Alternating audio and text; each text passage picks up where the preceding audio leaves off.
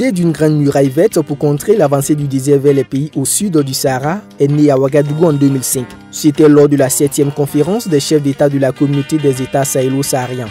3 constats essentiels ont conduit à cette initiative. Premièrement, la question de la désertification, la dégradation des terres, la perte de la biodiversité sont un facteur important dans le cadre du développement des pays. Et les effets conjugués, justement, portent un coup dur au développement économique de ces pays-là. Deuxièmement, il y a des prévisions climatiques que nous faisons et le constat, c'est que de plus en plus, il y aura des étendues de superficie arides dans les années à venir.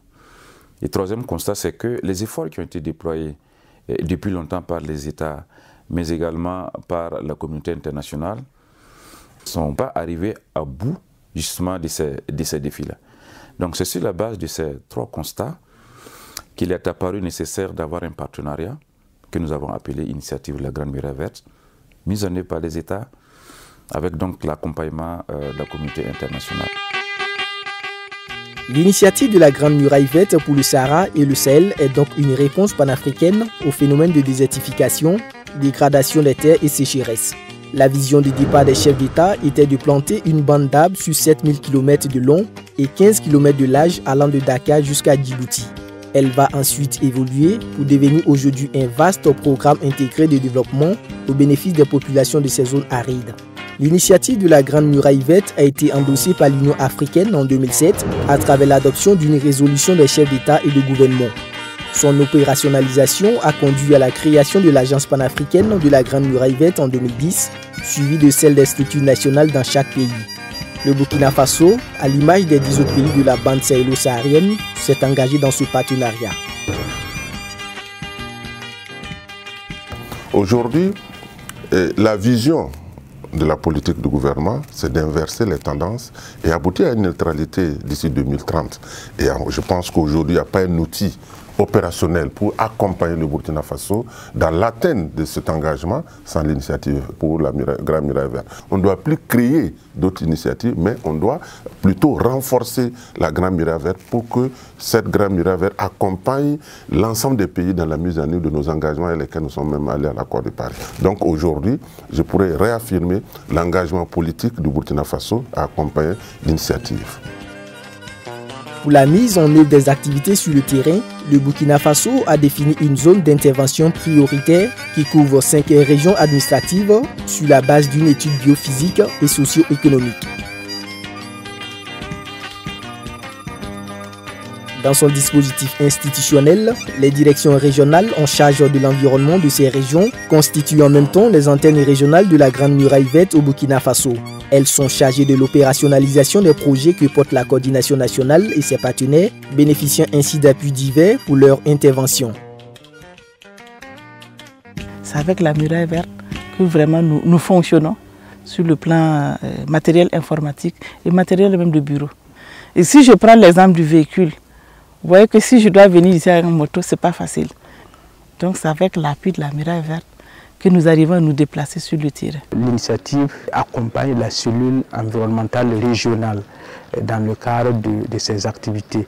Je prends depuis 2015, l'initiative accompagne le lancement de la campagne de reforestation qui est portée par la cellule environnementale régionale. Plusieurs partenaires accompagnent la Grande Muraille Verte dans l'atteinte de ses objectifs. Parmi eux, l'Association pour la promotion de l'éducation et de la formation à l'étranger, l'APFE, la coopération belge au développement et Wallonie-Bruxelles International, qui appuie la coordination nationale depuis 2014 dans le cadre d'un programme de renforcement des capacités. Le programme de renforcement des capacités est un programme qui a débuté en 2014. Il y a eu une première phase 2014-2016.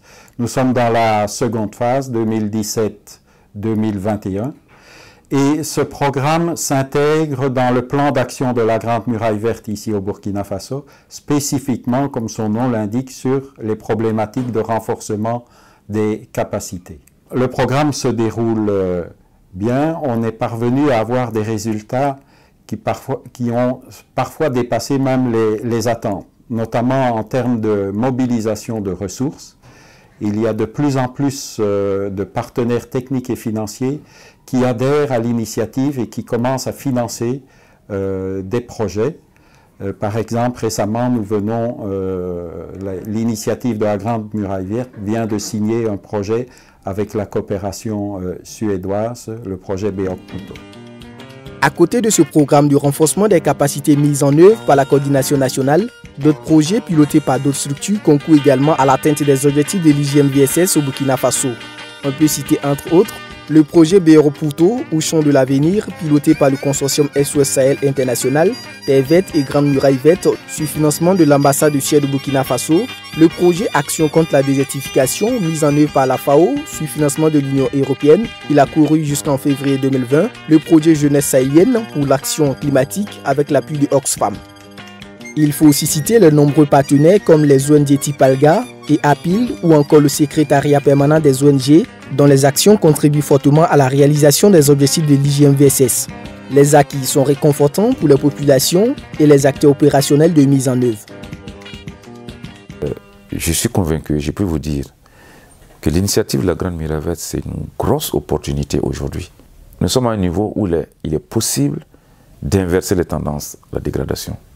Aujourd'hui, ce qui nous intéresse, c'est de voir comment mettre à l'échelle les bonnes pratiques de gestion durable des terres. C'est la conviction que j'ai.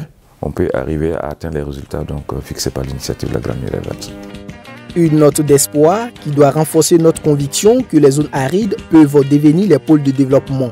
Cela doit renforcer notre conviction pour inverser le processus de dégradation des sols et réhabiliter des écosystèmes, permettant le développement d'activités génératrices de revenus pour le bien-être des futures générations.